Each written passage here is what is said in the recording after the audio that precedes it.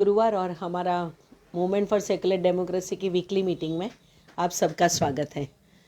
ऐसे तो काफ़ी डिस्कशन हम डिफरेंट टॉपिक पे कर रहे हैं और आज 9 जनवरी को आज फातिमा बेन शेख सावित्रीबाई फुले के साथ हमारे जो महिला शिक्षिका पहले बने उसमें फातिमा बेन भी सावित्रीबाई के साथ थे।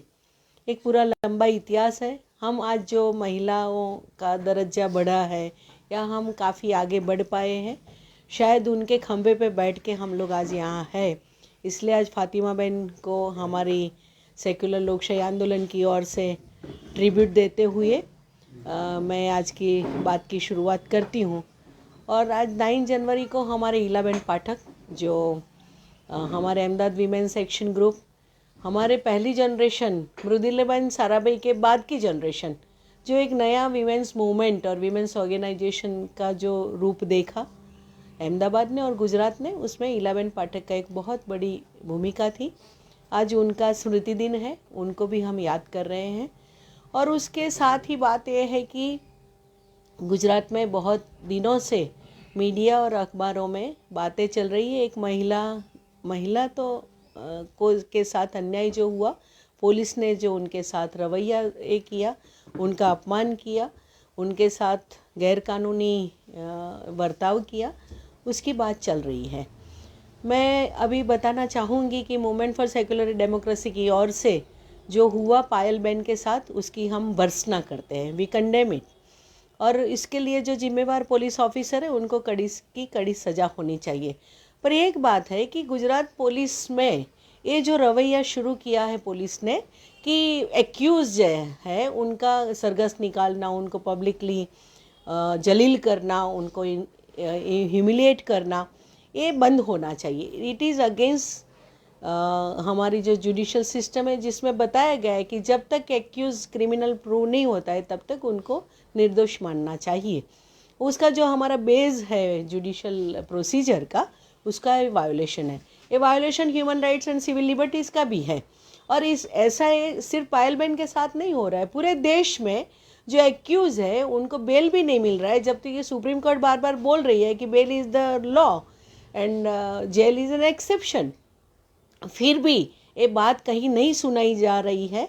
तो ये जो ह्यूमन राइट्स सिविल लिबर्टीज़ का वायोलेशन गुजरात में, खास करके गुजरात के पुलिस अपने पॉलिटिकल बॉसेस, उनके जो राज के आका है, उनको खुश करने के लिए जो कर रहे हैं उसकी हम भर्त्सना करते हैं। और पायल बेन के साथ भी न्याय हो, वो ऐसी मांग कर रहे हैं। और उसके साथ साथ गुजरात पुलिस ने जो ट्रेडिशन शुरू किया है और जो गांधीनगर से उनको सैंक्शन मिल रहा है, उसका भी हम कंडेम करते हैं कि ये बंद कीजिए। जो प्रैक्टिसेस है, जो सुप्रीम कोर्ट ने गाइडलाइन दी है कि कैसे बर्ताव होना चाहिए, वो उसको फॉलो किया जाए। रात को महिलाओं का अरेस्ट नहीं होता है, वो तो सबको पता है। कैसे अरेस्ट किया गया, कैसे उनको बुलाया गया, कैसे उनको मेडिकल चेकअप के लिए लिया जा रहा है, तो ये कैसे वायोलेशन हो सकता है? ब्रॉड डे लाइट में जो गाइडलाइंस इश्यू है किया गया है, और ये महिला संगठनों ने बहुत लड़ाई करके वो वापस लिया था अधिकार। क्योंकि आप लोगों को याद दिलाना चाहती हूँ कि बॉम्बे हाई कोर्ट के नागपुर डिवीज़न बेंच ने ये रात को महिला को अरेस्ट नहीं करना, मतलब after sunset and before sunrise, उसको उल्टा दिया था। फिर पूरा देश में हंगामा हुआ, फिर पार्लियामेंट में इसको फिर से ये करना पड़ा, प्रोविज़न ऐड करना पड़ा कि एक परमानेंट रहेगा। तो ये सब बातें क्या भूल जा रहे हैं हमारे लोग? तो ये जो पायल बेन के साथ हुआ उसमें उनको न्याय मिले, ऐसा ही मूवमेंट फॉर सेकुलर डेमोक्रेसी वो लड़ाई में साथ में है। और सब गुजरात के सब महिला संगठन ये चाहते हैं कि ये बहन को न्याय मिले। सिर्फ बहन को नहीं, हर कोई जो एक्यूज़ है उनको न्याय लेने का उनका जो अधिकार है। अभी तो हम 10 दिसंबर को ये बात बोले थे, ये यूनिवर्सल ह्यूमन राइट्स डे को लेके, ये जो universal declaration of human rights है, इसमें ये सब बातें हैं। कितना भी गंभीर गुनाह किया हो उसको भी न्याय लेने का, न्याय मांगने का अधिकार है देश में और दुनिया में, उसको हमें इम्प्लीमेंट करना चाहिए। तो ये एक ब्रीफ इंट्रोडक्शन के साथ फातिमा बेन शेख को याद करते हुए, हमारे ईलाबेन पाठक को याद करते हुए, आज के हमारे जो स्पीकर है वो, ऐसे तो आप सब लोग जानते हैं, मूवमेंट फॉर सेकुलर डेमोक्रेसी के सेक्रेटरी है और centre for protection of democratic rights CPDRS नाम का जो संगठन फिर से रिवाइव हुआ है, उसके कोऑर्डिनेटर हैं। उनको मैं रिक्वेस्ट करती हूँ आज की करंट अफेयर्स के बारे में बात रखने के लिए। द्वारिका नाथ जी।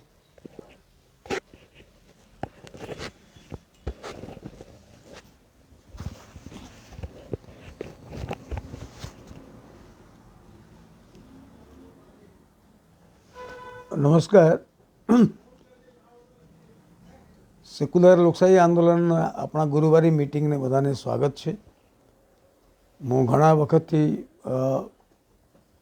હું એ મીટિંગમાં એટેન્ડ કરી શક્યા નહીં, થોડું બહારગામ હતા, એટલે ઘણા એક્સપિરિયન્સ પણ એ બહારગામ ગયા પછી મને ઘણું બધું એક્સપિરિયન્સ મને મળ્યું. હા, સોરી, અમારે હિન્દીમાં મારે સ્વિચ કરવું પડે तो हिंदी કેમ છો ડૉક્ટર સાહેબ? ભૂલા પડ્યા હું.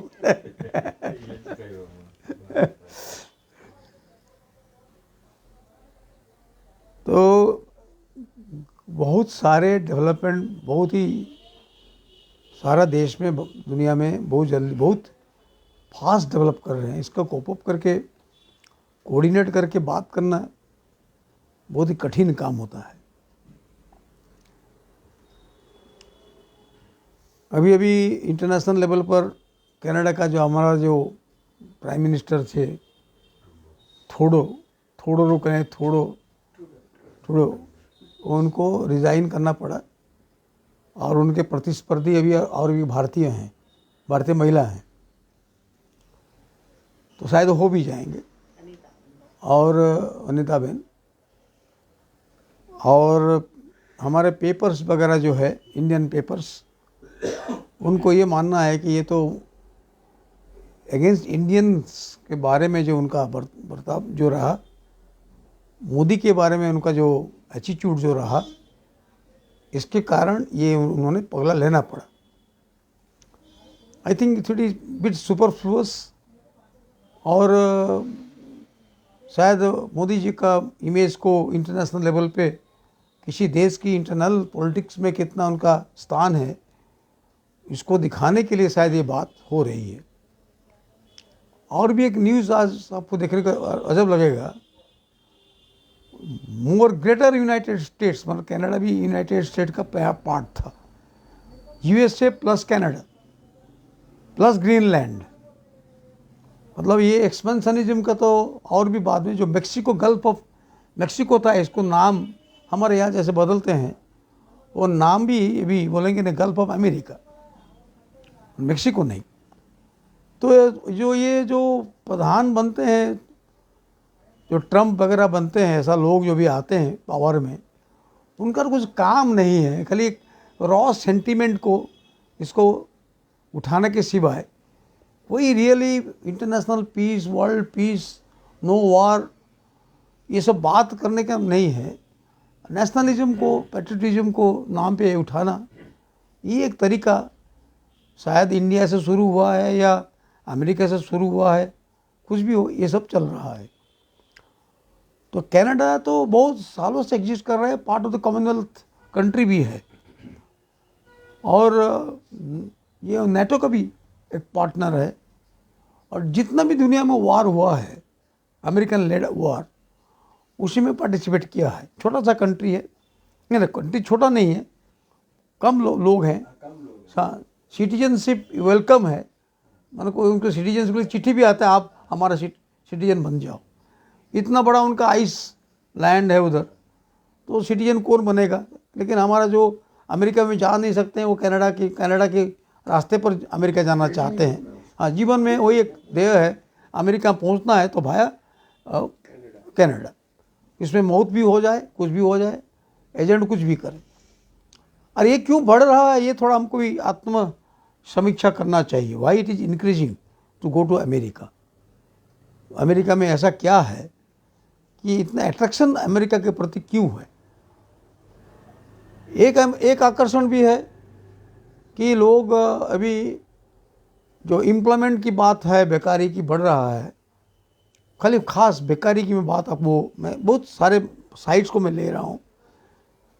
बहुत सारे ट्रेन में मैं सफ़र किया, काफ़ी ट्रेन में, बिहार का, यूपी का, बंगाल का, उड़ीसा का, मध्य प्रदेश का, ट्रेन में टिकट नहीं मिलता है और ट्रेन में लोग लटक लटक के जा रहे हैं। तो मैंने उनको बोला, तभी मुझे इंस्टेंट आया बाद में, ये कूली ट्रेन है। उड़ीसा से जो ट्रेन 6 या 7 ट्रेन आते हैं गुजरात, इनमें कल उड़ीसा कूली है, उड़िया कुली लोग आते हैं। ऐसे बिहार का जो ट्रेन चलती है वो भी बिहारी कुली, यूपी के जो ट्रेन आता है वो यूपी का कुली।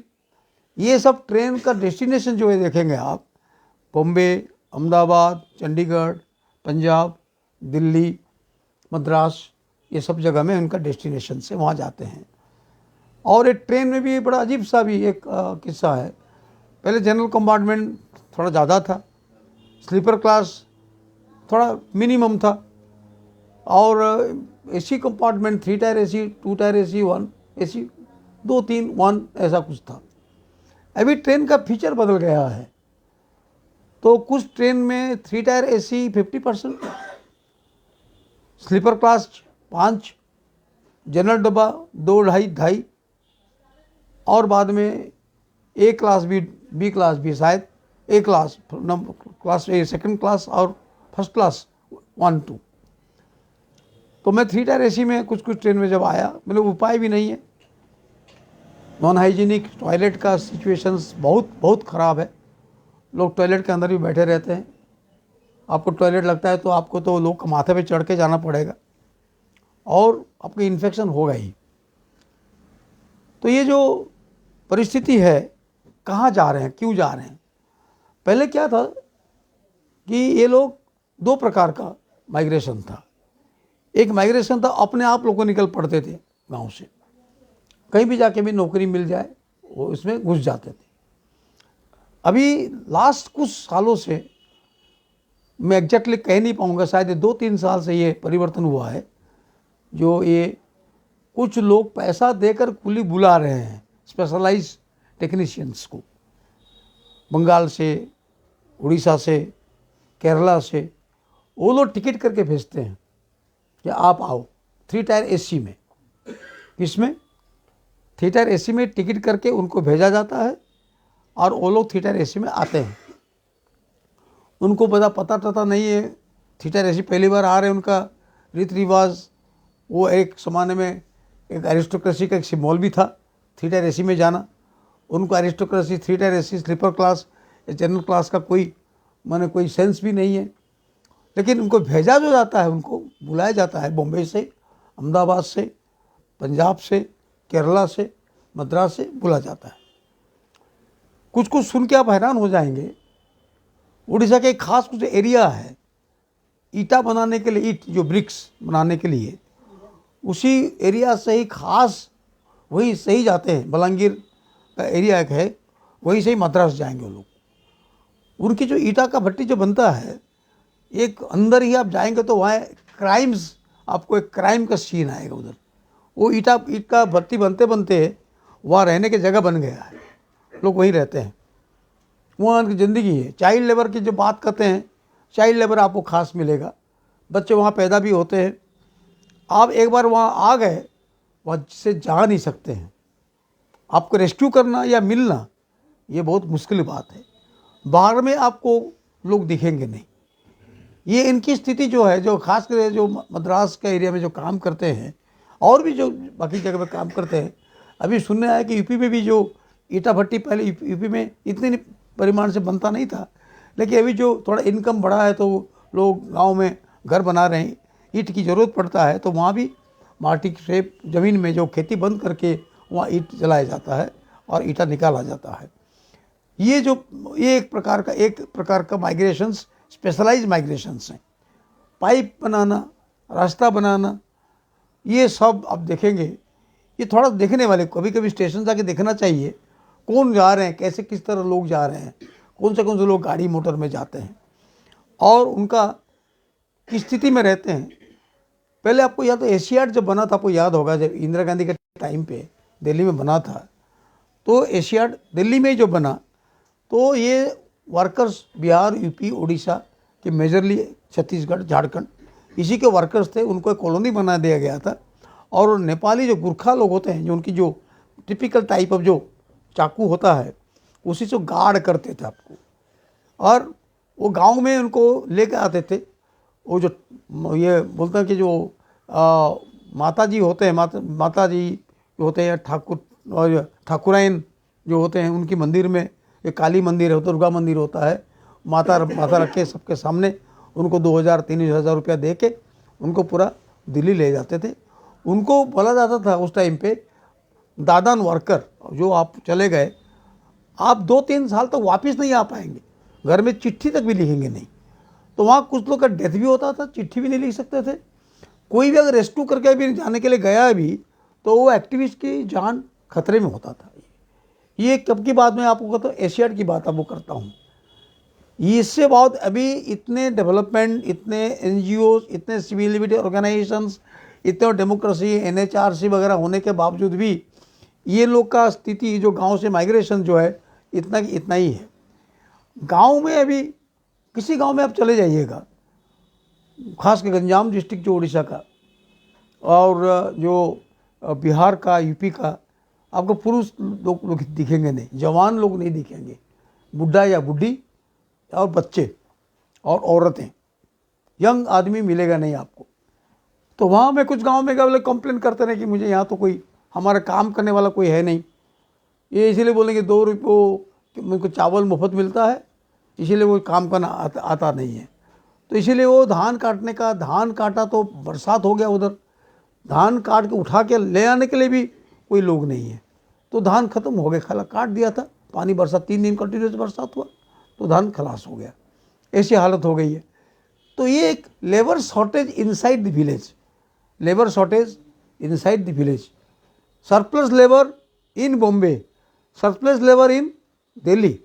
लेकिन मान लीजिए आप काम कर लिया, 500 रुपया मिला, 1000 रुपया मिला पर डे, तो आपको इतना गिनती कर लीजिए 30,000, 1000 मिला तो 30,000, 500 मिला तो 15,000।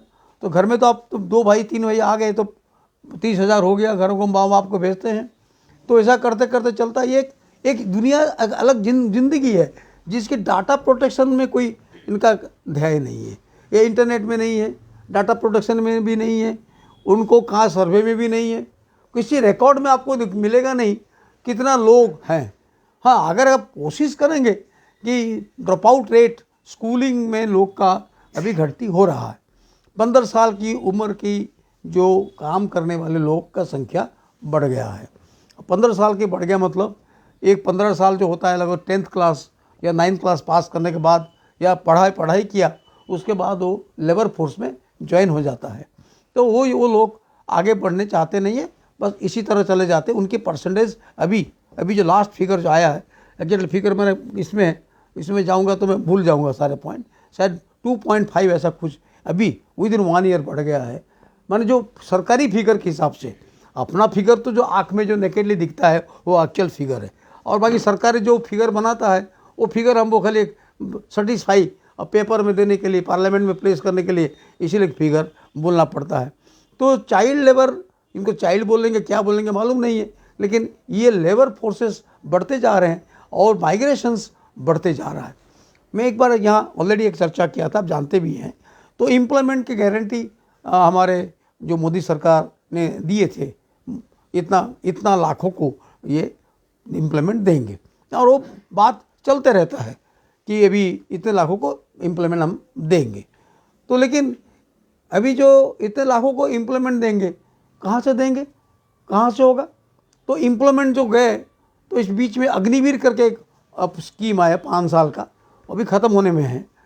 तो वो आपको अचानक खबर मिला हम लोग को कि यूक्रेन में जो इंडियन मर गए तो उनको करोड़ों का उनको कंपेंसेशन मिला, 1 करोड़ समथिंग पैसा मिला, 1 करोड़।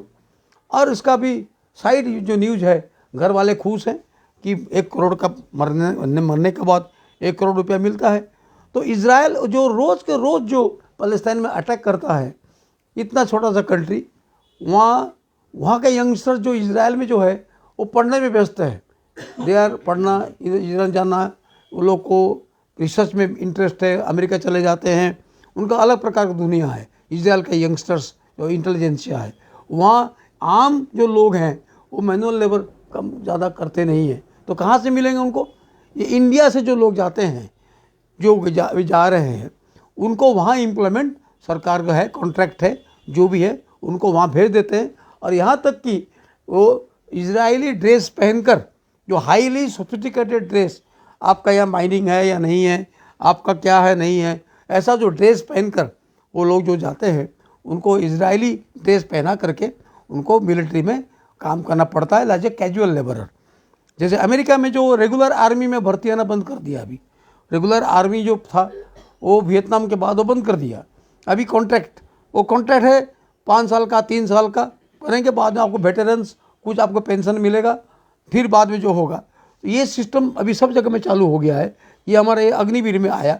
और अभी ये जो है, ये हमारे इंडियन गवर्नमेंट इजराइल के साथ जो करार करता है, खाली पिगस का सर्वेलेंस नहीं, जो पिगस का, जब मेरा मोबाइल में मैं किसके साथ बात करता हूँ, क्या बात करता हूँ, ये भी डाटा, क्या डाटा, ये डाटा कलेक्शन होता जो है, क्या बात करता हूँ, खाली पिगस का नहीं, लेबर भी भेजूंगा मैं। इतना लेबर जाएंगे वहाँ काम करने के लिए, वहाँ जाके और इजरायली का झंडा पकड़ के, इजरायली का कपड़ा पहन के, इजराइल के लिए, उनकी मातृभूमि के लिए, मातृभूमि तो नहीं है, उनकी छीने हुए जो भी है, उनकी अटैक करने के लिए वो जाके वहाँ करते हैं और मर भी जाते हैं। सेम थिंग रशिया का ऐसा जो करार जो हुआ, जो आपने जो मोदी जी का जो आप देखेंगे जब मिलते हैं, बड़ा आपको बड़ा जो मिलने का फ़ोटो, जो फोटोग्राफर होते हैं, स्पेशलाइज फोटोग्राफर हैं, जो उनके कितना इंटीमेट रिलेशनशिप है फॉरेन डिग्निटरीज के साथ, या हमारा जो जयशंकर वगैरह जो जाते हैं वो मिलते जुलते हैं। चाइना के साथ अचानक दोस्ती शुरू हो गई, फिर बिजनेस नॉर्मल हो गया।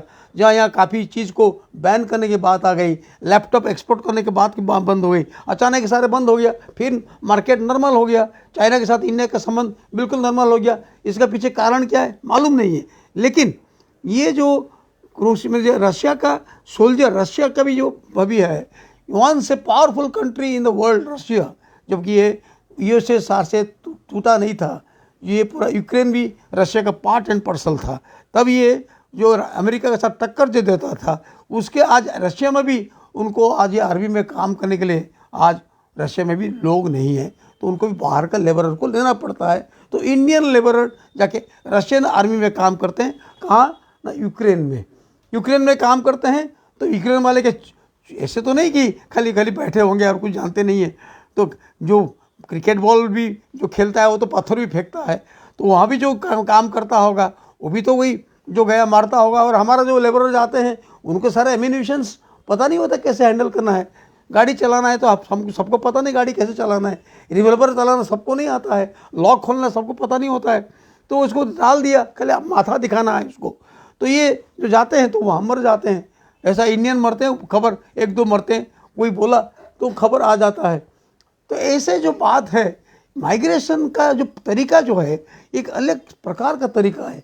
वो ईंट का भाटी में काम करते हैं, बाद में पावरलूम में काम करते हैं, ठेला गाड़ी में काम करते हैं, लेकिन लोकल मार्केट में अभी आप मान लीजिए बंगाल में एक ज़माने में 10 लाख ओडिया वर्कर्स, मुझे जितना मालूम है, जूट मिल में काम करते थे। लेकिन WTO जब आया, WTO की जो बात आई, जूट मिल जब बंद हो गया, 10 lakh Odia workers become completely माने अनएम्प्लॉयड, 10 लाख बोली। फिर क्या करेंगे लोग? तो ये लोग एक्सपर्टाइज हैं प्लम्बर्स में ये लोग एक्सपर्टाइज हैं, एक एरिया के लोग।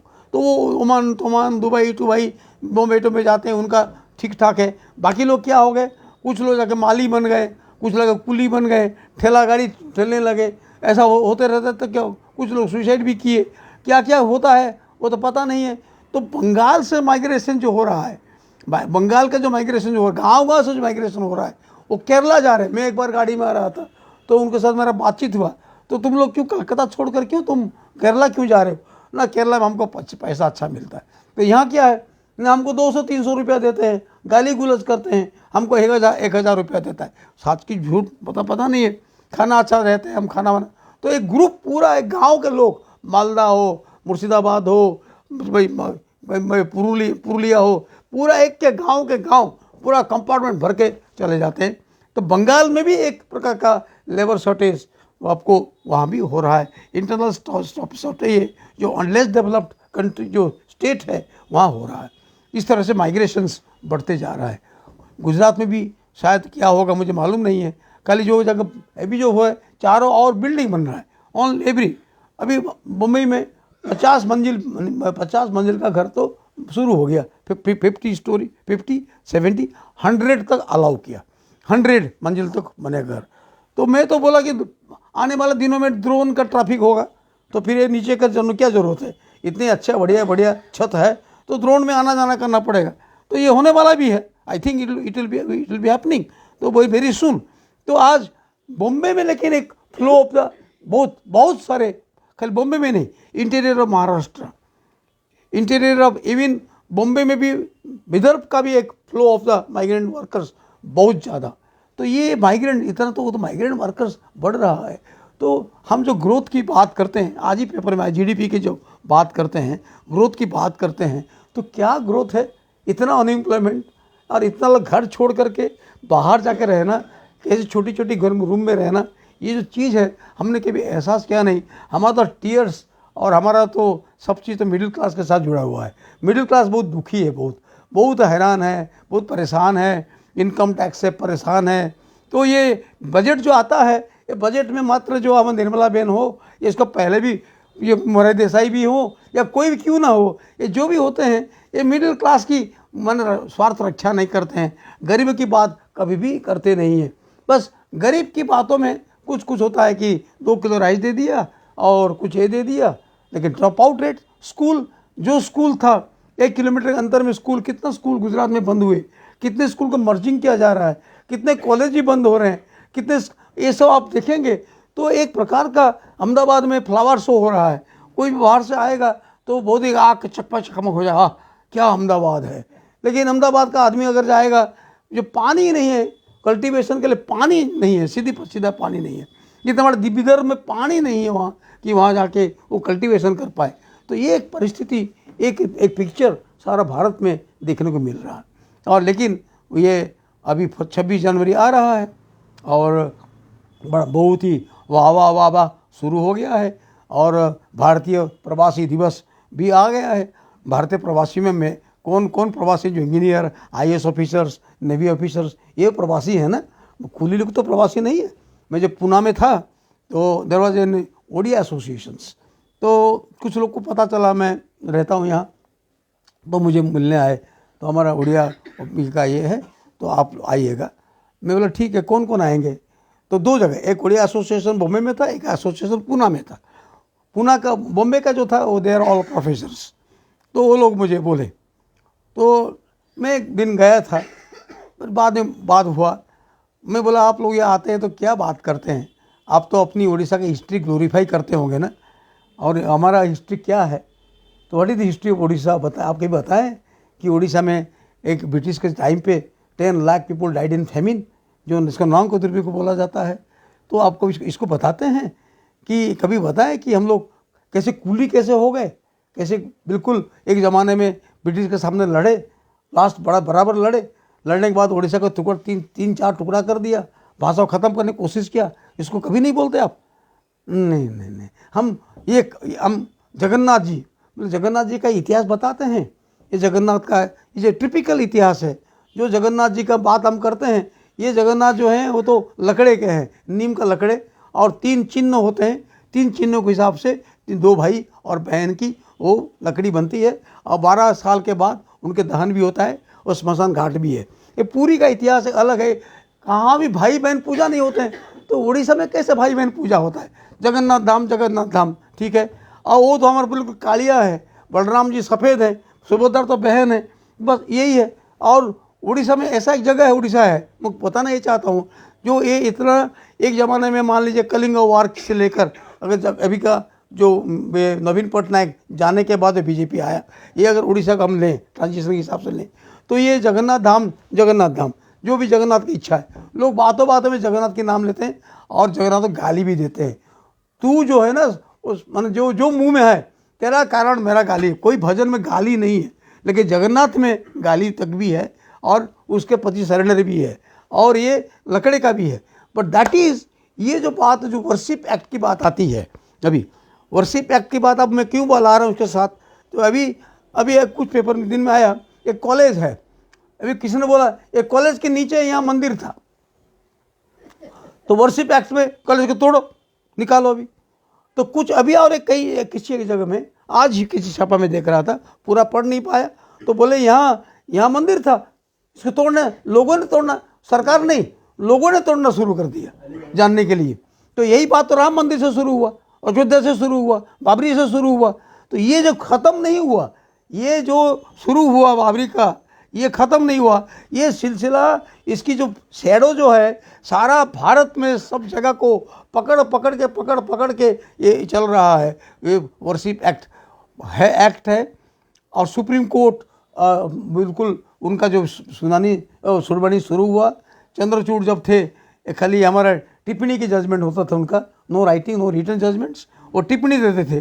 तो काफ़ी लोगों ने बोला टिप्पणी वाली सुप्रीम कोर्ट टिप्पणी करते हैं चंद्रचूड़ जी। अभी चंद्रचूड़ जी का नाम कोई लेता नहीं है। ये जस्टिस खन्ना आने के बाद थोड़ा बोले कि नहीं, वर्शिप एक्ट टू स्टॉप, वो 93 का ये अमल होना चाहिए। लेकिन जो आर्गूमेंट जो चलता है सुप्रीम कोर्ट में, तो ये जो बात होता है, तो ये इसमें कि ये उसमें ये था, मंदिर था, लेकिन मंदिर जो था, मंदिर किसके ऊपर बना? ये तिरंगा जो है किसके ऊपर बना हुआ है? अगर ये जो हमारा जो ये आपका जो था ये शामला जी जो मंदिर है किसके ऊपर बना हुआ है? अगर देखा जाएगा टोटल होल डैम, उस जगह जो था पूरा Buddhist, it is a place of Buddhism, पूरा टोटल बुद्धिज्म का डैम को किसी को पता भी नहीं, इस लिबर्टी का मूवमेंट भी नहीं होता था, लोगों को पता भी नहीं चलता था। ऐसा विदाउट नर्मदा वाली मूवमेंट जो चलती है वो बात था नहीं, पूरा डैम बनाया, उस रे को रैंसैक कर दिया। अभी भी अगर आप पत्थर निकालेंगे, कोई पॉट को निकालेंगे, आपको कार्बन डेटिंग करेंगे, आपको बुद्धिस्ट एरा का टाइम मिलेगा। श्यामला जी एक बहुत बड़ा बुद्धिस्ट साइट था, तो वहाँ डैम बना। और वहाँ जो एक म्यूजियम है, आप म्यूजियम में जाएंगे, म्यूजियम में थोड़ा बुद्धिस्ट रिलिक्स आपको मिलेगा। तो श्यामला जी जो मंदिर बना है वो किसका मंदिर है? विष्णु का मंदिर है, शिव का मंदिर है, बुद्धिस्ट मंदिर था, पागोड़ा था, क्या था वो? तो वर्शिप एक्ट वहाँ लागू नहीं पड़ेगा। तो ये हर जगह देखा जाएगा भारत में जो पागोडास थे, बुद्धिस्ट मंदिर सब जगह में था। तो बुद्धिज्म कहाँ चला गया? फिर सच ए बिग रिलीजन, इतना बड़ा रिलीजन, इतना बड़ा powerful progressive religion against Brahminism का जो बात जो था वो कहाँ चला गया? कहाँ? Where it has gone? वो सिलोन में बैठा हुआ है, वो थाईलैंड, मलेशिया, कैम्बोडिया, लाओस, और वो भी तंत्र का है। दैट मेन जो ट्रेंड बुद्धिज्म था वो नहीं है। तो वो बुद्धिज्म कहाँ चला गया? गंधार का बुद्धिज्म कहाँ चला गया? इतनी बड़ी अशोक का जो उन्होंने एम्पायर किया, वो गंधार तक, और कहाँ तक, उसके बाद भी कहाँ गए? तो ये बुद्धिज्म के कहाँ चला गया? आप अभी देखेंगे जो शंकराचार्य जब आए और जब उन्होंने जो मंडन मिश्र के साथ उन्होंने तर्क वितर्क जो किया जो उसी समय में, और उसके बाद में शंकराचार्य का राइज हुआ, मंडन मिश्र का फॉल हुआ, और उन्होंने बद्रीनाथ स्थापना किया। बद्रीनाथ में उसी ज़माने से 600 AD से लेकर वहाँ जो ब्राह्मण जो पूजा करते हैं, दे आर फ्रॉम केरला। अभी इसी तारीख में भी from 600 AD from Kerala they are. और यहाँ था केदारनाथ को कन्वर्ट करने की कोशिश किए, तो केदारनाथ को मैंने कन्वर्ट नहीं हुआ, तो ये वहाँ शिव का रहा। तो वहाँ जो पूजा करने वाले लिंगायत, वो ब्राह्मण नहीं है, वो जो हमारे जो देवगौड़ा का जो कास्ट लिंगायत, वो कर्नाटक का क्लास है, वो पूजा करते हैं। कहाँ साउथ, कहाँ नॉर्थ, और कहाँ बद्रीनाथ, और कहाँ केदारनाथ। तो ये मंदिर क्या था? ये मंदिर जो था टोटल होल तिब्बत बेल्ट में, वो जो पूरा जो नॉर्थ ईस्ट बेल्ट में पागोडास, ऑल पागोडास, वहाँ ये पागोडास जो था और ट्राइबल लाइफ जो था वगैरह जो था, तो उसके बारे में क्यों आप चर्चा नहीं करोगे?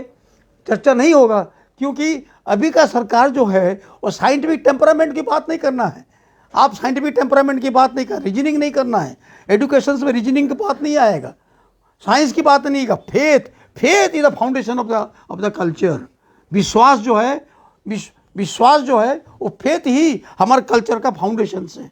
जगन्नाथ जो है वो पूरी मंदिर भी एक बुद्धिस्ट शायद मैं कहता हूँ शायद ये ट्राइबल गॉड था, ये शायद वो भी बुद्धिस्ट गॉड था, बुद्धिस्ट मंदिर था। वो पागोड़ा था तो वो पागोड़ा था। और पागोड़ा को बाद ये पागोड़ा को उन्होंने बाद में मंदिर बना दिया। उसकी स्टोरी बनाना, राजा बनाना, रानी के सपने कब बनाना है, फिर बाद में वो कैसे कौन से राजा थे, इंद्र का बात, ये सब स्टोरी बना के रख देने का है।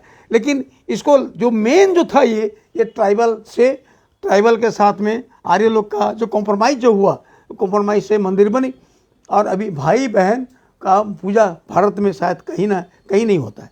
मुझे हमारा जो एक मित्र है, डॉक्टर रघु करके जो मित्र है, उनके माँ यहाँ PhD की है शादी के बाद। कभी उनका मेमोरियल लेक्चर होता है तो उन्होंने एक जो किताब था, मैं जब नज़र डाला था तो उन्होंने मुझे, he had gone to Puri once, doctor Raghu, तो वो जाके बोले कि उनकी मदर ने बोले कि एक गांव में एक मंदिर, एक मूर्ति है, एक मूर्ति का फोटो मुझे भेजना। तो ये क्या है, मूर्ति किसका है? अच्छा, वहाँ क्या है, उड़िया में बोलते हैं ठाकुरानी। ठाकुरानी मीन्स देवी, ठाकुरानी। तो एक ये बोले ये क्या है? नहीं, ये तो दुर्गा का है। जो कोई भी माँ का मूर्ति होगा वो किसका होगा? दुर्गा का होगा या काली का होगा। और उसके सिवाय सरस्वती बहुत कम पूजा होता है, तो ऐसा ही होगा।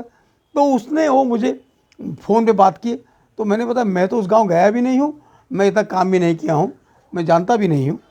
लेकिन वो डॉक्टर रघु गए माँ के ये में, वो रिसर्च करते करते पता चला एक गांव में ऐसा एक मूर्ति है।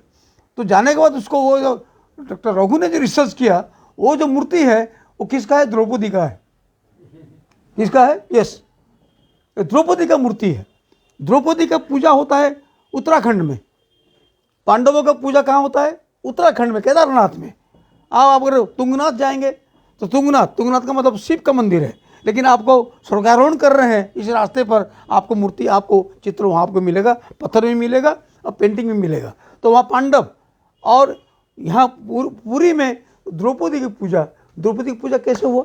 तो ये सब बात जो भारत इतना मल्टी, जो वंडर इंडिया इस करके जो किताब, उनका भाषण का किताब जो है, उसने बहुत सारे जो इस एस्पेक्ट को उन्होंने हाईलाइट किया है। हम प्लुरलिस्टिक सोसाइटी, खाली उड़िया, बंगाली, गुजराती, मराठी, इसको समझ के हिंदू, मुसलमान, क्रिश्चियन, ये इसको लेकर एक प्लुरलिस्टिक सोसाइटी की बात हम कर रहे हैं। लेकिन इंडिया में जो जात का प्रकार का जो विश्वास है, इसको हमने कभी ध्यान में रखा नहीं। जो ट्राइबलों का विश्वास, स्नेक पूजा करते हैं, कभी के बाघ को पूजा करते हैं। जो डांग का बात हुआ था, हमारा वहाँ एक ये रथिन दास, जो टाइम्स ऑफ इंडिया में काम करते थे, रथिन बाबू हैं यहाँ, कभी इनको आएंगे करे, कब आएंगे पता नहीं, वो कभी डेट भी दे नहीं रहे हैं। वो एक किताब उनका पब्लिश भी हुआ है। तो उन्होंने भी डांग के समय पर जो क्रिश्चियनिटी का कन्वर्जन बात हुआ था, तब उन्होंने बताया था कि वाई दी ट्राइबल्स को जगह में स्नेक का पूजा होता है। तो सबसे बड़ा एनिमी कौन उनका है? स्नेक बाइटिंग में अभी भी डांग में 300 लोग के साल में मरते हैं और उनको दवा मिलता नहीं है। होल ट्राइबल एरिया में ये मेजर फैक्टर्स है, स्नेक बाइटिंग। तो ये पूजा का जो होता है ऑब्जेक्टिव सिचुएशन में, जिसको आप डरते हैं उसकी आप पूजा करते हैं, तो ये होता है। तो ये जो स्नेक को पूजा करना, बाघ का पूजा करना, और किसी को पूजा करना, हर तरह का जो ट्राइबलों का कल्चर अलग है। जो OBC जो हम कहते हैं, अदर बैकवर्ड कम्युनिटी, ये जो कम्युनिटीज़ को तो हमने तो अंग्रेजी में बोल दिया ना, लेकिन सब सेपरेट कास्ट का ग्रुप का अपनी अपनी कल्चर होता है। और बाद में शेड्यूल कास्ट जो है, ये शेड्यूल कास्ट जो आया, दिस कास्ट नाम आया, अंग्रेज़ों का सेंसस जब शुरू हुआ, उन्होंने शेड्यूल कास्ट का लिस्ट बनाया, शेड्यूल ट्राइब का लिस्ट बनाया, तब से शेड्यूल कास्ट का बात आया, तब से शेड्यूल ट्राइब की बात आया, उससे पहले नहीं। और ये मैक्सिमम बहुत पुराना नहीं है, 1901 या लास्टली में आपको जो कह सकता हूँ 1932 में टोटल शेड्यूल कास्ट का लिस्ट बनाया गया, शेड्यूल ट्राइब का लिस्ट बनाया गया। उसी से बना, कुछ कम हो रहा है, कुछ ज़्यादा हो रहा है। OBC लिस्ट जो है, ये जो बख्शी पंच, जो हमारा जो खाम थ्योरी, सोलंकी जो साहब जो लाए खाम थ्योरी, और सोलंकी साहब लाने के बाद, और ये जो खाम मतलब के क्षत्रिय, H Harijan, A Adivasi, M मुस्लिम, इसको लेकर वोट का माने कंसोलिडेशन करने के लिए इंदिरा गांधी के टाइम पे, वेरी इंटेलिजेंट मैन, तो उन्होंने ये करवाया। उसके बाद में बख्शी पंच आए, बख्शी पंच के बाद में रिजर्वेशन की बात आई। उसके बाद में राइट शुरू हुआ, राइट शुरू होने के बाद में अटैक ऑन दलित शुरू हो गया। तो दलित जो शुरू हुआ, मार खाए शेड्यूल कास्ट और बचे OBC वाले, मार खाए लोग। कौन मार खाया? ना शेड्यूल कास्ट वाले मार खाए, और शेड्यूल कास्ट जो हरिजन हम जो कहते हैं, उनको हरिजन तो गांधी जी ने नाम दिया है उनको बचाने के लिए, तो मार खाए हरिजन या शेड्यूल कास्ट। लेकिन फ़ायदा लिए तो ओबीसी लोगों ने, बख्शी पंथ वालों ने। उनको तो कुछ मार कोई भी टच भी नहीं किया कि दे आर मिक्सिंग, वो तो उनका जो रेसिडेंशियल पैटर्न है कोई प्रॉब्लम भी नहीं है। तो ये जो बात जो है, ये हमारा डिफरेंट मल्टीकल्चरलिज्म में डिफरेंट फैक्टर जो है, ये बात में, इस बात को आप कैसे, ये बात कभी वोट बैंक में रूपांतरित हो गया है। अभी ये वोट बैंक में, ये it has been convert into vote bank, सब वोट बैंक। जैसे वो यूपी में जो अमित शाह ने जो बहुत मेहनत करके काम किया, उन्होंने जो मंडल करके जो थे प्रोफेसर मंडल, जो उन्होंने मंडल कमीशन हम कहते हैं, 1931 सेंसस के आधार पर उन्होंने जिसको बैन इन गुजरात को एंट्री करने के बैन कर दिया गया था, तब उन्होंने अध्ययन किया, या टीम को अध्ययन किया। बाद में कौन सा ग्रुप ओबीसी में आते हैं, उनके ओबीसी ग्रुप में उन्होंने पूरा जो सेफराइज करने का जो बात है, आरएसएस का नाम मैं क्यों लूँ, आज आरएसएस का बहुत पंख है, सब तो फेड़ा जैसा है, बहुत फेड़ा उनका है, ऑक्टोपस जैसा है। तो उन्होंने वहाँ ऑल जो डिफरेंट ग्रुप्स को लेकर उन्होंने ग्रुप्स बनाया, और ग्रुप बना करके उसको वोट बैंक में कन्वर्ट किया, और ये सिस्टम ऑल ओवर इंडिया में हुआ। अभी आप जो भी कास्ट बना के बोलिए, मैं एक तेली कास्ट हूँ, मैं एक पोटेरी कास्ट का हूँ, मैं ब्राह्मण का ये पंड्या वाला हूँ, जो कि मैं बिल्कुल लोएस्ट टू लोएस्ट कैटेगरी के ब्राह्मण हूँ, मुझे नौकरी का कोई रिजर्वेशन मिलता नहीं है। तो ये करके उन्होंने इसमें वो जो इकोनॉमिक ग्रुप बना दिया, और इकोनॉमिक ग्रुप पैसा दिया, और पैसा फनलिंग किया करोड़ों रुपया, और इलेक्शन का वोट बैंक बन गया। और इतना वोट बैंक बन गया कि जो लास्ट टाइम में डिस्कस किया था कि बॉम्बे में फिर मैंने पहला आवर में आपका 56%, बाद में 65%, रात को 11:30 बजे 70%, फिर बाद में 17 लाख ज़्यादा वोट गिरा। तो इलेक्शन कमीशन ने बताया कि लोग ओवर एंथुज होकर वोट देने आए, फिर इसको बात को इलेक्शन कमीशन ने उड़ा दिया। तो इलेक्शन कमीशन को बात को कोई चैलेंज भी नहीं कर पाएगा। तो कास्ट बना, कास्ट से आपने कास्ट ग्रुप का, डिफरेंट कास्ट ग्रुप का वोट बैंक बनाया, वोट बैंक बना कर पैसा दिया, और उसको परमानेंट कर दिया, उनका कुलदेवी बना दिया। कुलदेवी बना देने के बाद इसमें इलेक्शन की जो बात है, तो इलेक्शन की बात में तो इलेक्शन का ज़्यादा बहुत इंस्टीट्यूट वोट दिए, इसका जो ये चल रहा है, तो ये इंटीग्रेशन है या सोसाइटी का डिसइंटीग्रेशन है। इस डिसइंटीग्रेशंस में, इतना डिसइंटीग्रेशंस में, अगर मान लो कल कोई अगर फॉरेन फोर्स अटैक करेगा, आप क्या, कौन से आधार पर इस देश को बचाओगे? आप किस आधार पर? भारतीयता के नाम पर बचाओगे, हिंदू के नाम पर बचा पाओगे, जाति के नाम पर बचा पाओगे, धर्म के नाम पर बचा पाओगे? तो इतना डिवीजन, हिंदू मुसलमान क्रिश्चियन सब बचा पाओगे? इतना राइट्स हमारा अभी बहुत हो गया। हमारे मोहन भागवत जी आए, बोले टॉलरेंस रखना चाहिए, और जितना टॉलरेंस की बात कर रहे हैं, इतना कम्युनल राइट्स बढ़ रहा है। किसके टॉलरेंस करने के क्या, कैसी होगी? तो ये जो मल्टीकल्चरलिज्म की बात होता है, और टॉलरेंस की बातें ऊपर होता है, और जिस तरह से फ्रीडम ऑफ वर्शिप एक्ट का जो बात जो है, ये इसको लेकर जो खनन काम जो हो रहा है, खाली ये संभाल की बात नहीं है, खाली वो काशी का बात नहीं है, जैसे ज्ञानभाई मस्जिद की बात नहीं है। हर जगह में इस जगह को बोला जाएगा यहाँ भी विष्णु का मंदिर है, यहाँ एक लिंग है, चलो इसको तोड़ो। तो अगर क्या करें, तोड़ेंगे, लोग आ जाएंगे, थोड़ा आ जाएंगे, बोले तोड़ो इसको, यहाँ अंदर कुछ होगा, आप बेघर हो जाएंगे आप। इस तरह से इफोरिया एक सारे भारत में खड़ा की जा रही है। तो ये परिस्थिति में एक साइड में एक परिस्थिति खड़ी हो रही है हमारे अंदर में, जो कार्ल मार्क्स बोले थे रिलीजन ओपियम बोले थे, इसको बहुत रिएक्शन हमारे होता है, रिलीजन ओपियम जैसा होता है। मैं भी इस बात को इतना ध्यान देता नहीं हूँ, लेकिन रिलीजन एक वैल्यूज़ का हिसाब रहा है। रिलीजन जो वैल्यूज आता है, मोरल है, इथिक्स है, ये मानो ये ना मानो, वो क्रिश्चियन का हो, हिंदू का हो। हिंदू करके तो रिलीजन तो कोई था भी नहीं, ये तो जो लोग मुस्लिम ट्रेडर्स आते थे उन्होंने इसको नाम हिंदू दिया, बाद में अंग्रेज लोगों ने सेंसस में हिंदू बना दिया।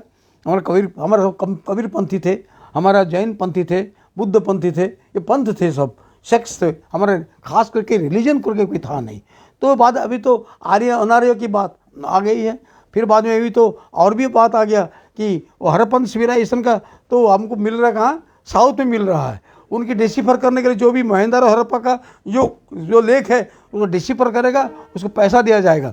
तो it is a whole world with in turmoil, it is moving, migrating, चल रहा था। एक जो आम जो इंडिया कहते हैं, इंडिया का एग्जिस्टेंस से मैप का एग्जिस्टेंस कब आया? It came into existence in 1857, not prior to that. India कोई था? Was there in India? अगर अभी फिल्म में एक फिल्म अभी जो आई है, अब देखेंगे आप, वो फ्रीडम एट मिडनाइट, जो कॉलिंस लोपेरे मतलब जो किताब लिखे थे, उसके ऊपर में 7 एपिसोड का सोनी लाइव में लिखा है। एक सीन है उधर, मैंने देख लिया है, फास्ट देखा, तो उसमें बोल रहे हैं कि इंडिया का डिवीजन के बारे में बात हो रहा है, इंडिया पाकिस्तान 500 राजा प्रिंसली स्टेट क्या होगा नहीं होगा। बोले क्या, अरे हमने इंडिया बनाया और हम इंडिया को जो करना चाहेंगे हम करेंगे, इनको तो कुछ भी टुकड़ा दे दो वो उसमें बैठ जाएंगे।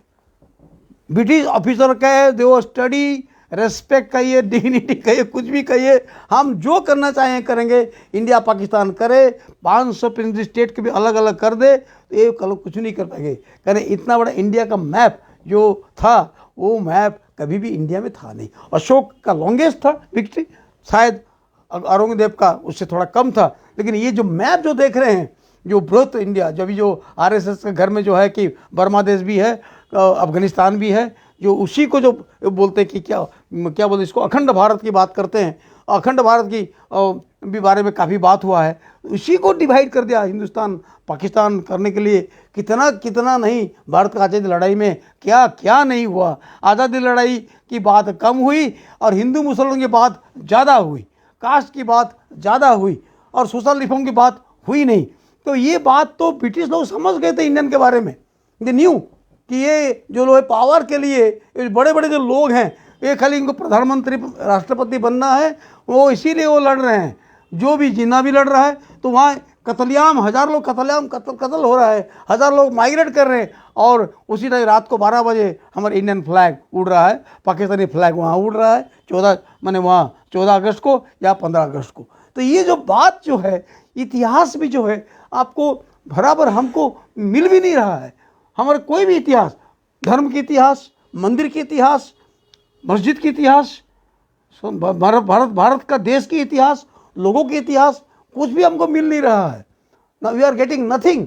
और इसी समय पर जब हमारा डेमोक्रेटिक राइट्स, जब भी हम कुछ आवाज़ करते हैं, डर लगता है मैं बोलूँगा तो मुझे मेरा नौकरी जाएगी। कोई लेक्चरर अभी इसी विषय पर चर्चा करके सर्च करने के लिए, रिसर्च मतलब वो सर्च हो चुका है, रिसर्च करना है, उसको फिर साबित करना है। ये रिसर्च करने के लिए वो इंडिपेंडेंट माइंड से वो करेगा, तो उसको पीएचडी अगर मिल भी जाएगा तो अभी पीएचडी की ज़रूरत भी नहीं है। बीसी तो कोई भी बन सकता है, मैं भी बन जाऊँ, कोई भी साइकिल वाला ही बन जाएगा, कोई भी बन जाएगा। मैंने कोई साइकिल वाला को मैं कोई ये मैंने डिजोनर नहीं करता हूँ।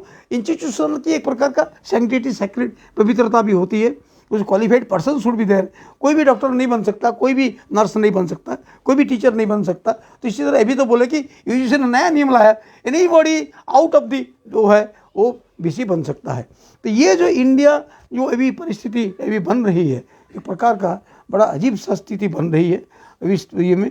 तो ये लेकिन पंप एंड सेरेमनी ख़त्म नहीं हो रहा है। बहुत पंप, बहुत सेरेमनी, बहुत एडवर्टाइजमेंट, फ्रंट पे एडवर्टाइजमेंट, एडवांसमेंट देश में हो रहा है। मोदी ने बहुत कुछ कर दिया।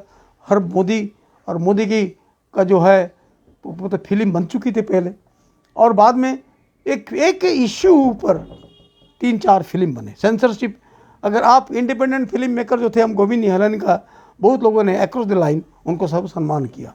उन्होंने अंकुर से अपना जीवन शुरू किया था। बाद में उन्होंने फॉरगॉटन हीरो, भारतीय खोज का एक उन्होंने बनाया, और भी काफ़ी अच्छे अच्छे फिल्म, निशांत बनाए, बहुत अच्छे अच्छे फिल्म उन्होंने बनाया। तो उनको बहुत सबने श्रद्धा किया, सम्मान किया। क्यों? क्योंकि अभी के ज़माने में अभी इंडिपेंडेंट फिल्म मेकिंग आप नहीं कर सकते हो अभी आप। तो अभी कश्मीरी फाइल्स हो, या अभी आप वो ये केरला स्टोरी वो हो, या मोदी जी के ऊपर पे फिल्म, या एक्सीडेंटल प्राइम मिनिस्टर, ये जो उसका उनका भी हो, या अभी जो है साबरमती फाइल बना। वहाँ तो टॉप मोस्ट जो ऑडियंस है, मोदी से लेकर अमित शाह से लेकर और भी लोग साथ जो है जो बैठे हुए हैं, एकदम पूरा ऐसे बैठ कर देख रहे हैं साबरमती फाइल्स, ये फिल्म बन रही है। और वहाँ ये फिल्म सब पास हो गया, जो कि कम्प्लीटली सोसाइटी के अंदर में social cleavage, communalisation, social disharmony, society के अंदर में जो कोहेशन जो इसको ख़त्म करने वाली फिल्म्स हैं। लेकिन अगर आप कोई प्रगतिशील फिल्म बनाना जा रहे हैं तो उसके ऊपर आपका जो सेंसर होगा वो कटेगा नहीं। बेचारी वो कंगना रनौत जो बहुत ही वो एकदम इंथुसियास्टिक होकर उसने फिल्म बनाई इमरजेंसी। इंदिरा गांधी का रोल खुद की, उसने एक इन्विटेशन ही भेजा प्रियंका गांधी को, आप आइएगा ज़रूर, तो प्रियंका गांधी ने इसको आंसर दिया, मे बी, थैंक यू। तो ये वो भी न्यूज़ आया।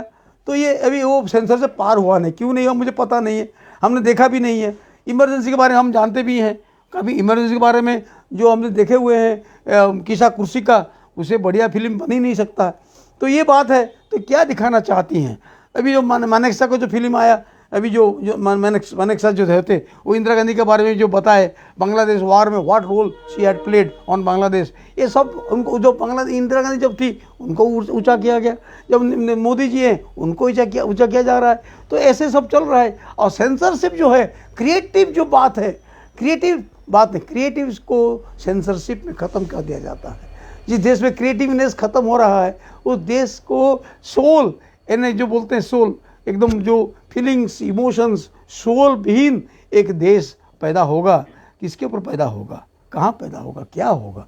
तो इसी के ऊपर हमको एक चिंता करने की अभी बात आ गई है देश में। एक्चुअली अगर हम थोड़ा सोचें, थोड़ा अलग होकर सोचें, मॉर्निंग वॉक करने टाइम या नाइट वॉक करने के टाइम पे, या हम लोग जो बात करने के टाइम पे अगर बैठ के बात करें तो लगेगा exactly where you are leading, कहाँ हम जा रहे हैं।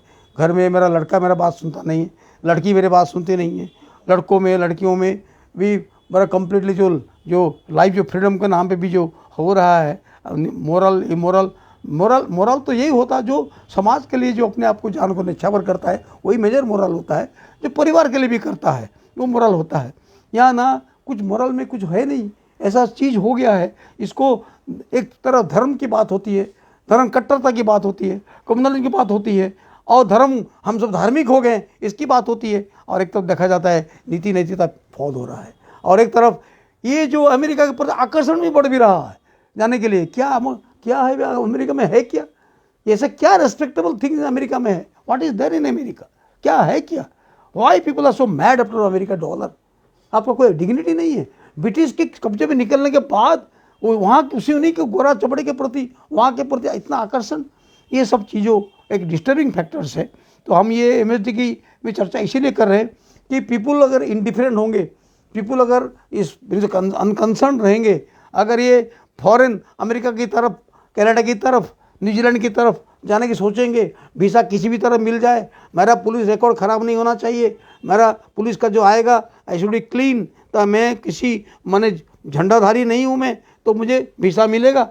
तो इसीलिए मैं I want do any politics, यहाँ भी नहीं करूँगा, वहाँ भी नहीं करूँगा, पैलेस्टाइन के सामने आवाज़ भी नहीं उठाओ, बारे में मैं वो कुछ बोलूँगा नहीं। तो इस तरह का एक जो प्रकार जो बैकबोन जो विहीन जो समाज जो खड़ा हो रहा है, और इसी समाज ये तंत्र जो खड़ा हो रहे हैं, जो एक प्रकार शासन क्लिक ट्रम्प मोदी जर्मनी का जो ये है फ्रांस, ये सबको लेकर जो राइटिस्ट टर्न जो हो रहा है सारा यूरोप से लेकर एशिया तक जो चल रहा है वो चल रहा है।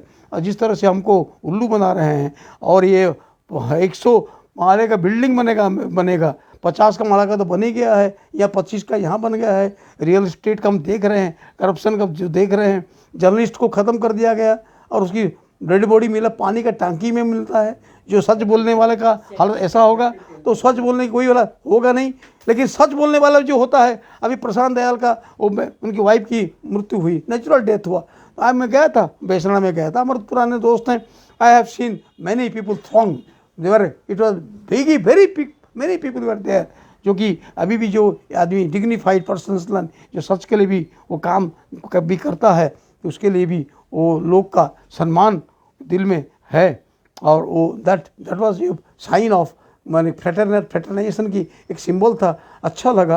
खाली ये कल बेसना नहीं था, एक fraternisation of the city concern citizens या जर्नलिस्ट, ये एक था ये सब चीज़। तो ये भी एक साइड भी है और ये भी साइड भी है। इसी बीच में हम बात कर रहे हैं। बात इसीलिए हम कर रहे हैं, ऐसा नहीं कि लोग कोई जानते नहीं हैं। ये बात इसीलिए होता है कि थोड़ा इसको बात को उजागर करें, तो थोड़ा सेंसिटाइजेशन हो, थोड़ा विचार करने का हो थारे, ताकि स्टूडेंट्स यंगस्टर्स तो थोड़ा सामने आए, कुछ बोले, कुछ करे, इंडिपेंडेंटली कुछ काम करें। इसलिए जो भी मेरा मन में आया मैंने आज की सांप्रत की स्थिति में मैं बोला। मेरा कुछ तैयारी कुछ खास मैंने इसमें कोई तैयार करने की कुछ बात होती नहीं है। मुझे लगता है आप लोग भी थोड़ा सुर मिला के कुछ बात कीजिए। आप लोग भी कुछ जो आपको जो ठीक लगे आप लोग बात कीजिए। Thank you.